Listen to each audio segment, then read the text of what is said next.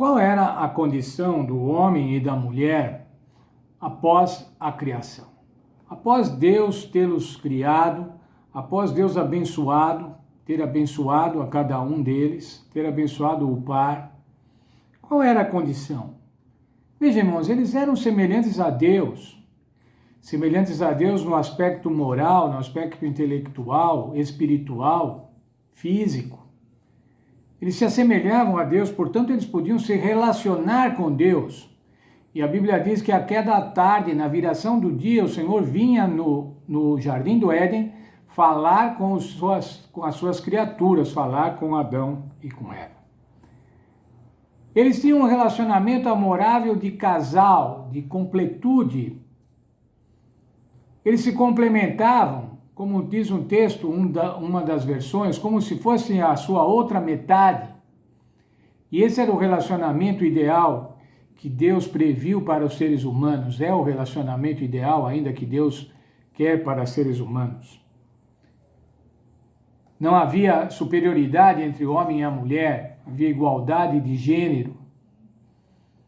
Mas ainda, irmãos, eles estavam num ambiente totalmente perfeito.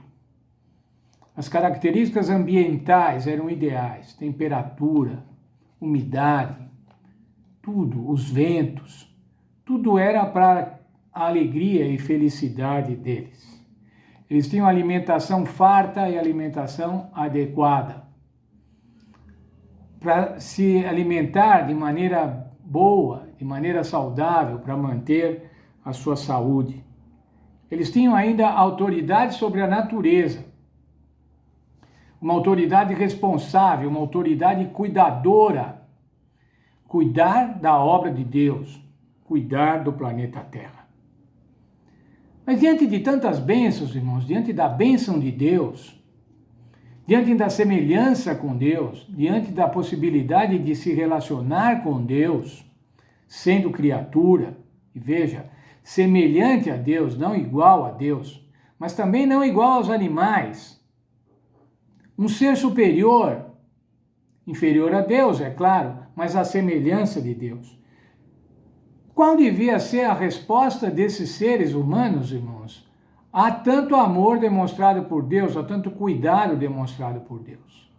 Essa resposta, irmãos, só poderia ser de fidelidade e de obediência, de reciprocidade de amor, de amar também a este Deus. Agora eu pergunto, irmãos, como é que você demonstra fidelidade? Você demonstra fidelidade, irmãos, se você tem a possibilidade de ser infiel.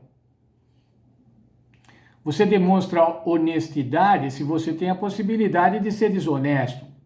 Se você não tem essa possibilidade, você é honesto implicitamente. Portanto, você não é honesto. Mas veja, irmãos, quando você está falando de fidelidade, vamos falar de fidelidade conjugal, que é uma fidelidade que muitos entendem muito bem. O que quer dizer? Por que você tem que demonstrar fidelidade? Como é que você demonstra fidelidade conjugal? Não sendo infiel. Você tem a possibilidade de ser infiel, tanto o homem como a mulher, mas você opta por ser fiel. Você demonstra fidelidade. A única maneira, irmãos, de demonstrar fidelidade, de demonstrar amor, é escolhendo ser ou não ser fiel. Se os seres humanos fossem autômatos, programados para nunca ser infiel, isso não é fidelidade, isso é uma programação. E você não demonstra racionalmente pela escolha que você deseja e que você quer ser fiel. Portanto, irmãos, havia uma condição, tinha que haver uma condição de ser infiel para que o homem mostrasse a fidelidade. Tinha que haver uma condição de ser desobediente para que o homem e a mulher pudessem mostrar que eles optavam pela obediência. Veja comigo Gênesis 2, 16 e 17. Ordenou o Senhor Deus ao homem, dizendo: de toda a árvore do jardim comerás livremente, mas da árvore do conhecimento do bem e do mal, dela não comerás, pois no dia em que dela comerdes, certamente morrerás. O que tem aqui, irmãos? Uma única restrição. Somente uma restrição. Somente um não pode. Olha, vocês não podem comer da árvore que está no meio do jardim. Vocês não podem comer da árvore do conhecimento do bem e do mal. Porque se vocês comerem, vocês vão morrer. Dá para ser mais explícito, irmãos? Dá para ser mais claro com relação a um mandamento? Não era um mandamento escondido, irmãos. Não era um mandamento que era um enigma que tinha que descobrir qual era a verdade daquele mandamento, a que ele se referia, mas era um mandamento absolutamente claro, transparente. Olha, tem todas as árvores do jardim, vocês podem comer de todas, mas tem uma que vocês não podem comer. Se vocês comerem, vocês vão morrer. Era muito claro, irmãos. E era uma restrição absurda, irmãos. Podia comer de tudo, só de uma não. Se Deus foi tão bom, se Deus deu tudo isso, eu quero ser fiel, não vou nem chegar perto dessa árvore. Era essa a resposta que Deus esperava, irmãos.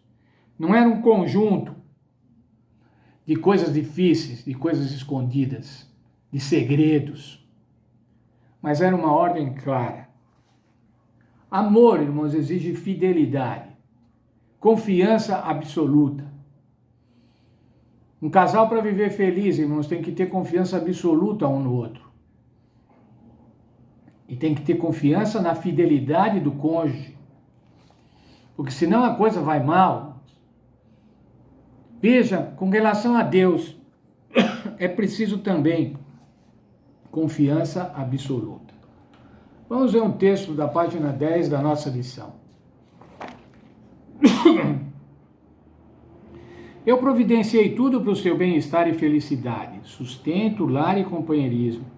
E os estabeleci como governantes desse mundo abaixo da minha autoridade. Se vocês estiverem dispostos a confirmar esse relacionamento comigo, porque me amam, eu serei seu Deus e vocês serão meus filhos. E vocês podem confirmar esse relacionamento e a confiança implícita nele, simplesmente obedecendo a esse mandamento específico. Como é que é, irmãos? Simplesmente obedecendo a esse único mandamento, vocês podem confirmar o desejo de relacionar-se comigo, com Deus. Vocês podem confirmar a confiança que vocês têm em mim, sendo fiéis à minha palavra. Rejeitar ou obedecer. Quando a humanidade rejeita, irmãos, ela está dizendo que é independente de Deus. Eu quero tomar o meu próprio caminho. Como estudamos no trimestre passado, vou brincar de Deus. O Senhor deixou claro, vocês vão conhecer o bem e o mal, e vocês vão morrer. Vocês vão se separar de mim, e se separar de Deus, irmãos, é se separar do doador da vida, do autor da vida, do mantenedor da vida. E quando você separa-se do autor da vida, irmãos, você fica sujeito à morte. Alienação, separação. Separar-se de Deus, irmãos, traz solidão, traz frustração. E por último, irmãos, traz a morte. Deus é o autor e mantenedor da vida. Deus propôs para Adão e Eva falar assim: fiquem vivos. Não vão lá na árvore, não comam do fruto, porque vocês comerem do fruto, vocês vão morrer. O Senhor dá a nós também, irmãos, alguns mandamentos, algumas orientações. Não faça isso, porque senão vai dar mal. Não faça isso, porque você pode até morrer mesmo, morte física. Não faça isso, porque o seu casamento não vai dar certo. Não faça isso, porque o seu namoro também não vai dar certo. Não tome essa atitude desonesta, porque você pode se sair muito mal, além de ser pecado. E muitas vezes, irmãos, nós não ouvimos, nós somos fiéis a Deus. tanto que o Senhor nos dá, e Ele exige de nós tão poucas coisas, como estava exigindo de Adão e Eva. E nós, muitas vezes, vamos procurar os nossos próprios caminhos, nos afastando de Deus, o autor da vida. Que o Senhor nos dê força, nos dê tranquilidade, para que a gente possa ajustar a nossa vida de acordo com a sua vontade, para que a gente possa viver de acordo com a sua vontade, para que a gente possa demonstrar em cada ato da nossa vida fidelidade a Deus, amor a Deus, que nos amou tanto, que nos ama tanto e que nos abençoa a cada dia.